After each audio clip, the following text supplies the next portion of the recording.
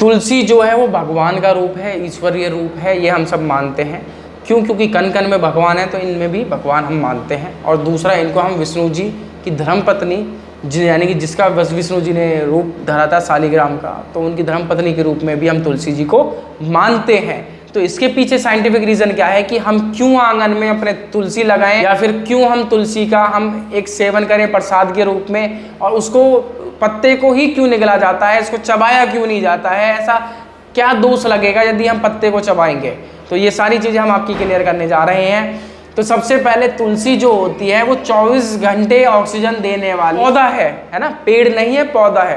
तो ये जो पौधा होता है ये 24 घंटे ऑक्सीजन हमें प्रदान करता है।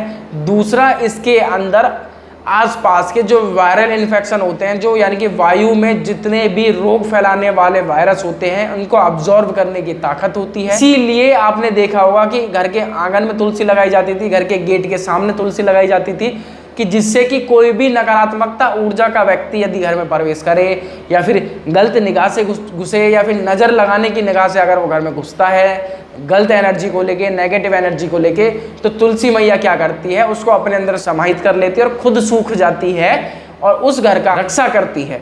तो ये होता भी आप देखते होंगे कि आपके घरों की तुलसी है जो ज़्यादातर सूख जाती है, और आप नोटिस करना कि उसके आसपास कौन कौन से व्यक्ति आए हैं, क्या उनके द्वारा आने पे तुलसी है वो दोबारा सूखना शुरू हो गई है। ये बिल्कुल आपको पकड़ सकते हैं उस व्यक्ति को जो कि गलत निगाहों से, गलत सोच के साथ आपके घर में आ रहा है। दूसरा कारण क्या है कि जो व्यक्ति तुलसी का सेवन करते हैं वो उसको निगलते ही क्यों हैं।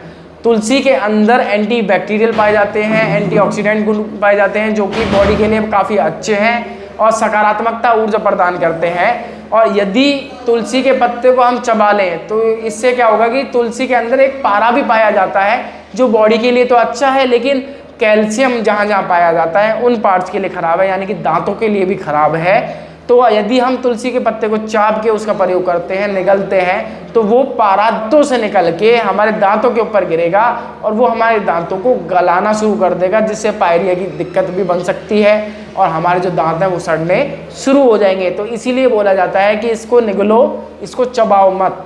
तो इस प्रकार से मैंने आपको क्लियर किया कि किस प्रकार से आंगन में तुलसी लगाने के फायदे होते हैं और किस प्रकार से इसको चबाना नहीं चाहिए, इसको सिर्फ निगलना चाहिए। नमस्कार।